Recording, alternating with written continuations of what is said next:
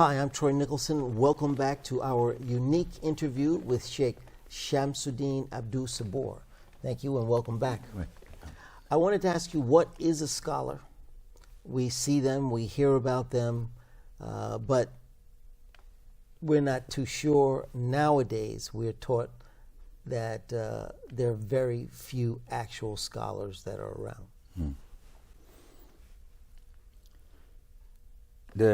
Let me give you an example to answer that. Okay. I'm going to use myself. I'm not a scholar.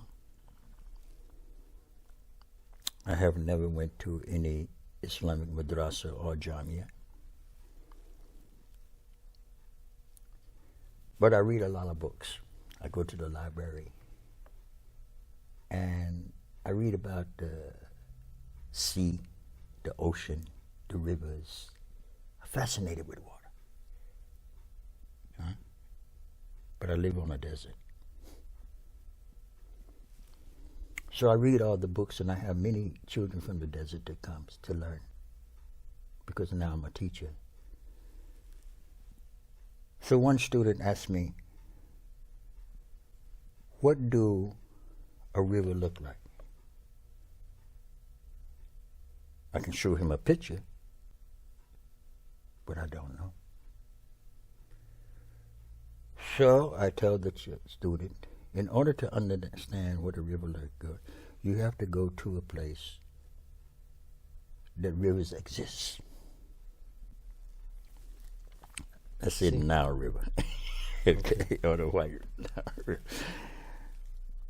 Okay. So I have to send him away. I have a lot of knowledge about water, but that knowledge is only information. So now I have to send the student to another place that person knows, because they have seen and felt the river. And there's he's another scholar. He also loves water. He has read many books on water. So when the students went there and he began to teach them all about how the river runs and so forth, the kid asked him, well, what about the ocean? I got information, but I've never been to an ocean. I don't even been around the rivers. So you have to go. And go on and so forth. And then after the student learned about the ocean, then he asked, what about the sea? Guy with the ocean say, I don't know. So when he goes and then he asks how deep, because each one is telling him about the other. So he says to him, how deep is the sea? He said, I don't know. For that you have to go to another scholar.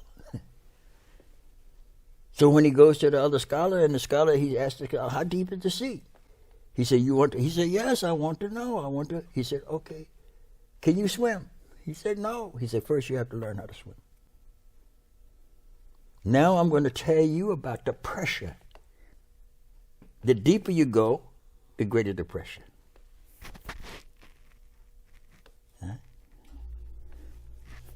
So that is informational knowledge versus implementing knowledge, applying knowledge. You see, the pressure in the environment that one can get from the pressure of ignorance of the masses must know what type of suit to wear to deal with it. The man who only have information is a scholar. But his scholar is not full until it become implemented and understand what is the full thing of pressure.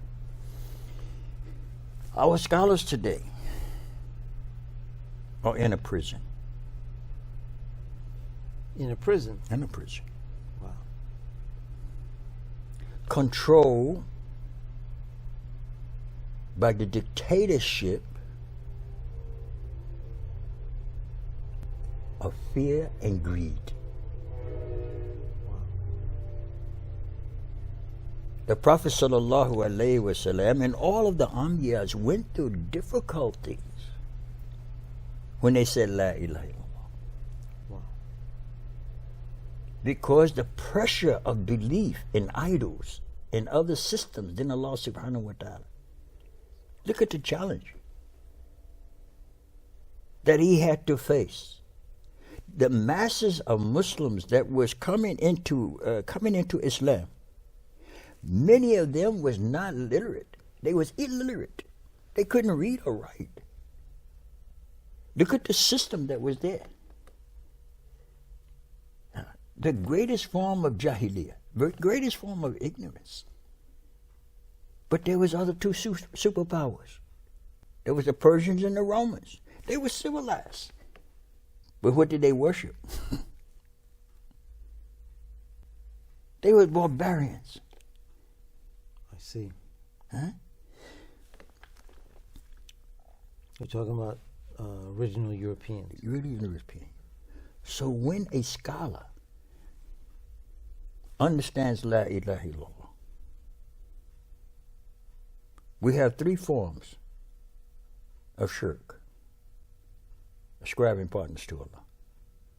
Shirk kabir, shirk kazir, sagir, and shirk al-qaf. The major shirk, ascribing partners to Allah, the major ones. Then there's the smaller ones, and then there's the inconspicuous one. Our scholars should be able to tell and define the ummah by the rules and regulations that are being implied on us by the conqueror. What shirk we are falling into. Okay. Today we are falling into the shirk that is inconspicuous. I see. No one can see. No one can see. No one can see. So our scholars is failing us. Don't tell me about how important the salat is. Because if I commit shirk, salat will not be accepted. How much reward I'm going to get if I make salat in Jama'at? This coronavirus has already shown me when the Prophet ﷺ says stand shoulder to shoulder so shaitan do not become in between, the system came up and said you have to stay. How far apart? Absolutely. Masjid has been closed. Where's the sheikhs? It is the sheikhs that is giving fatwa on this.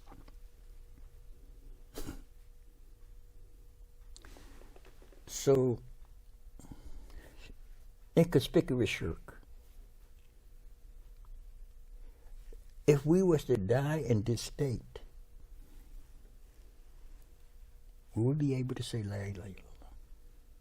Would not.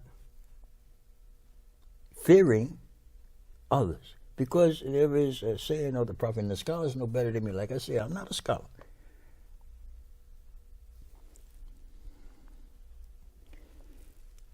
When the Prophet ﷺ said something to this effect, there are two people Allah hate and two people Allah love. One is a Muslim that Allah loves, and one is a non-Muslim that Allah loves. And two people that Allah hate, one is a Muslim and one is a non-Muslim. The Sahaba say, Ya Rasulullah, how can Allah hate a Muslim? Wow. Huh? The Prophet ﷺ said that at the time of their death, one is going to say La ilaha illallah, so in Allah's knowledge, he knows how he's going to die. And the one who did all his praying at the time of his death, he commits shirk. Didn't Allah give us an example of that? By Basir, a holy man, a scholar. Our scholars today is like me on the desert. A lot of information, but cannot implement it. That's why I say they're in the prison. And we must learn to how to bring back the system of Allah to free our scholars. I admire them for their great sacrifice of learning the deen. But there's another hadith that says, did you practice your knowledge? When Obama passed a law on homosexuality, there was a lot of talk about it in the masjids. A lot of talk.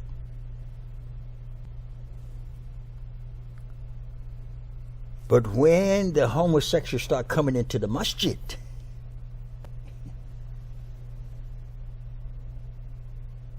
when lesbians began to open up masjids, where was our scholars?